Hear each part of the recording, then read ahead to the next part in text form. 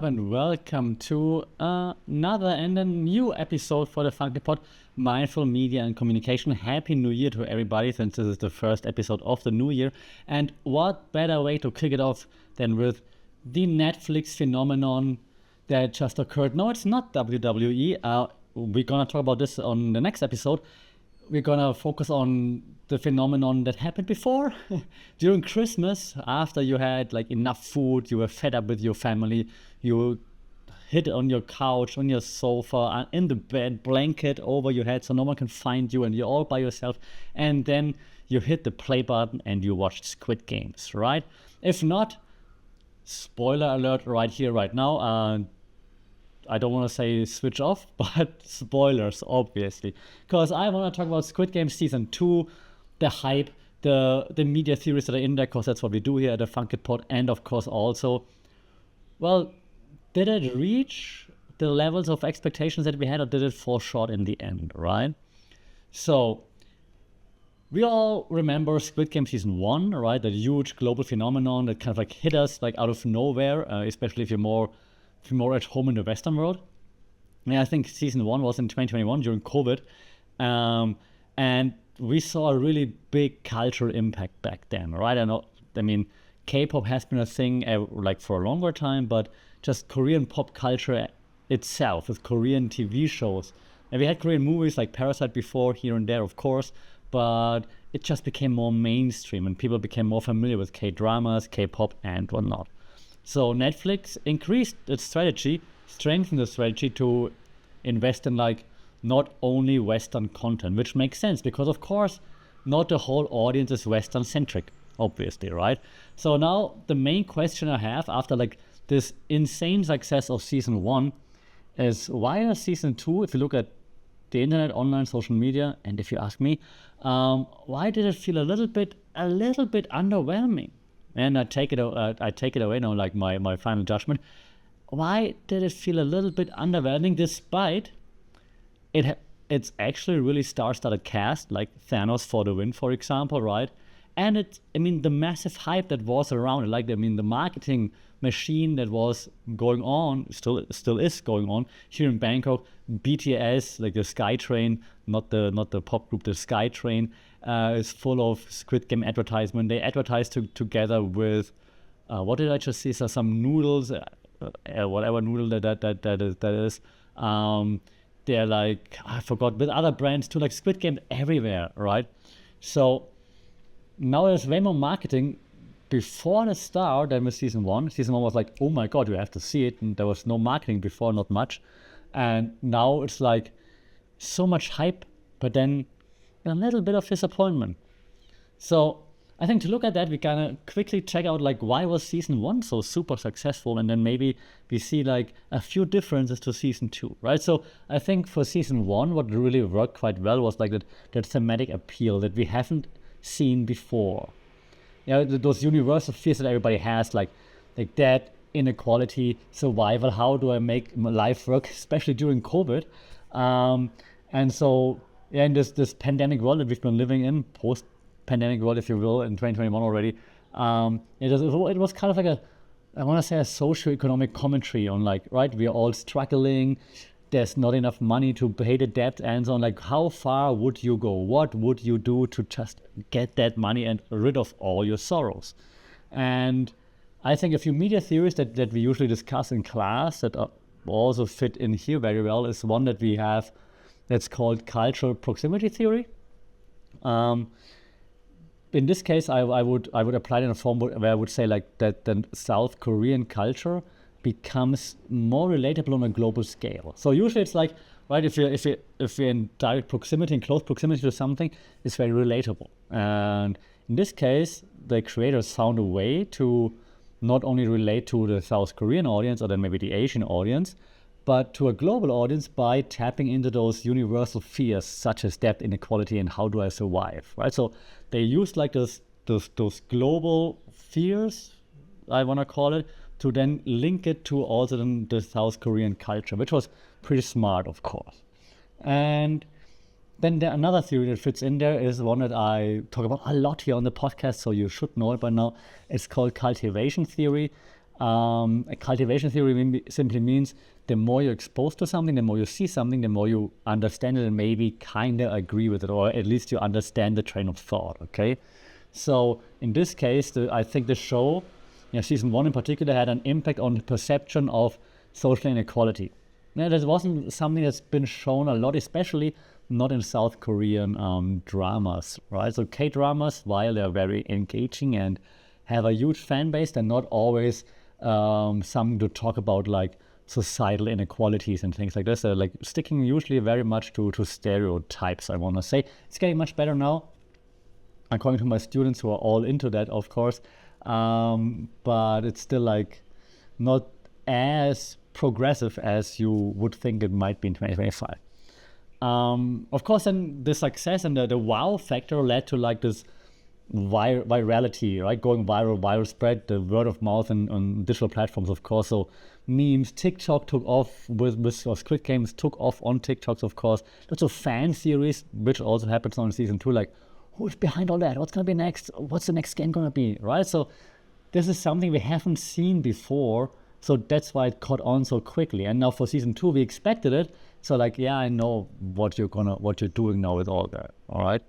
And I think also the media convergence, another theory for you, fits in well here, because it means that conversion means you're bringing different forms of interaction together, right? We're converting them. And so it's not just watching Squid Games, but it's also fan-created content became like more important. We have seen it before. It's not a unique thing to Squid Games, but I don't think we have seen it as much on like a TV show / Netflix show. I mean, you might have seen it with like Harry Potter, for example, where there's fan fiction about it, with Star Wars, the Star Wars universe, all those things. Yeah, sure, Star Trek, all those things, but not necessarily with lots of Netflix shows or TV shows even.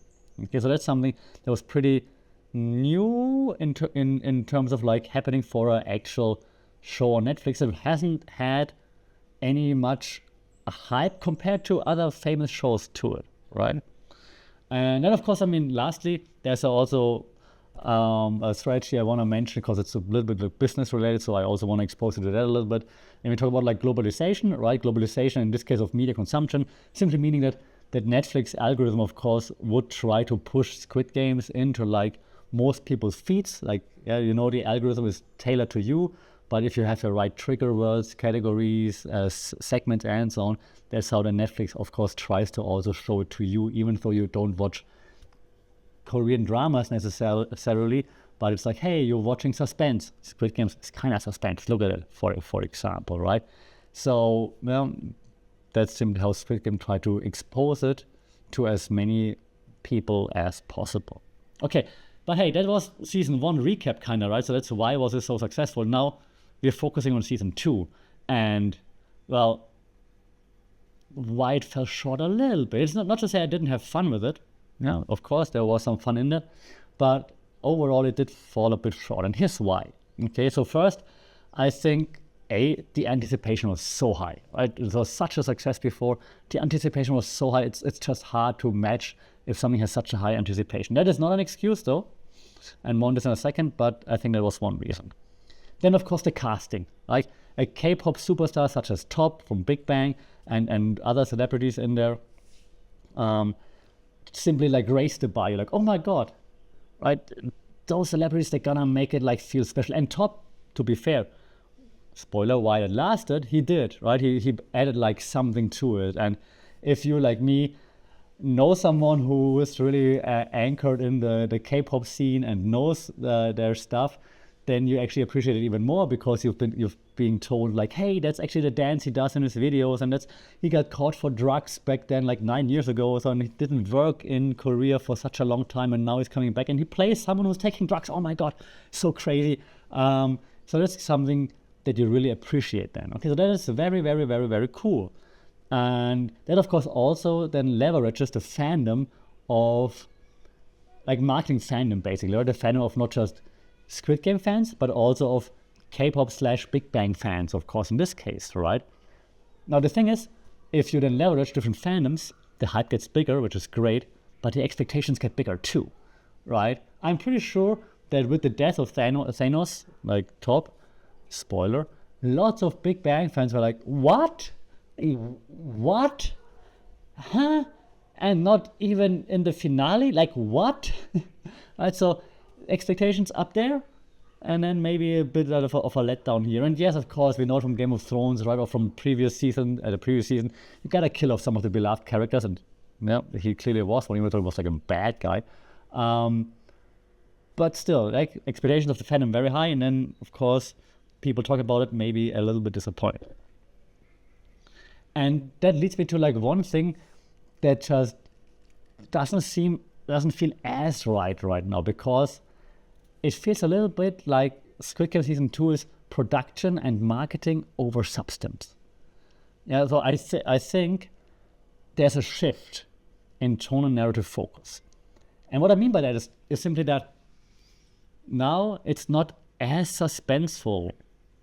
And it's understandable, it's not as suspenseful in regards to what game are they going to play. We've seen they play games, and even though they play different games now, right, some are the same, some different,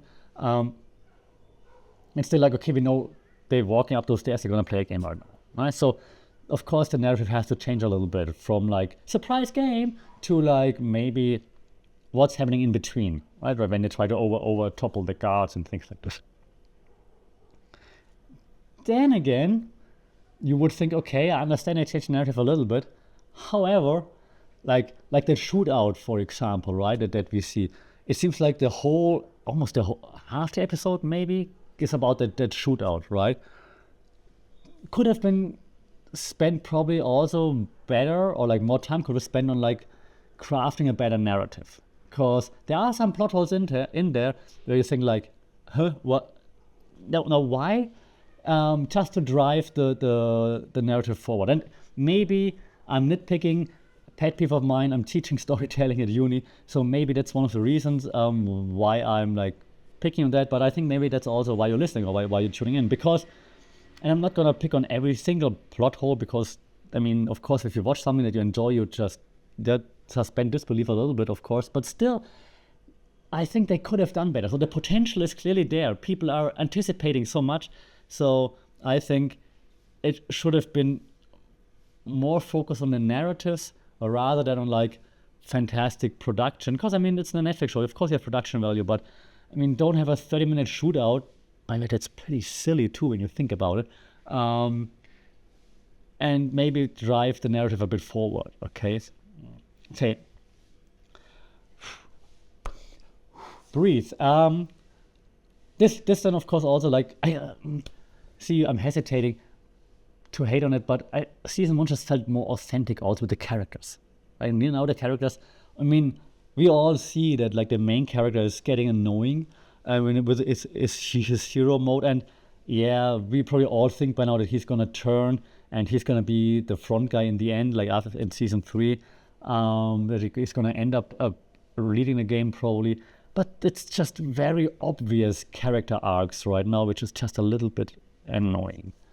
A few pitfalls there when it comes to the narrative. I mean, we see lots of recycling from season 1. Like, I mean, the death games, yeah, but there's just not as much shock in there anymore, right? It's just, you're going for the shock, sure, but the shock value is different compared to season 1, because now we are used to it, so we gotta do something else to shock us, not just shoot them, maybe, right? Also maybe, and I'm just putting it out there, you let me know, maybe that overcrowded cast is also like diluting like those individual arcs just a little bit, and maybe also taking away from audience empathy, because now we're all T.O.P fans, Thanos fans. We're like, Thanos is so cool, he's hilarious, oh my god, so funny. And then we have less sympathy for the actual heroes of the show, maybe.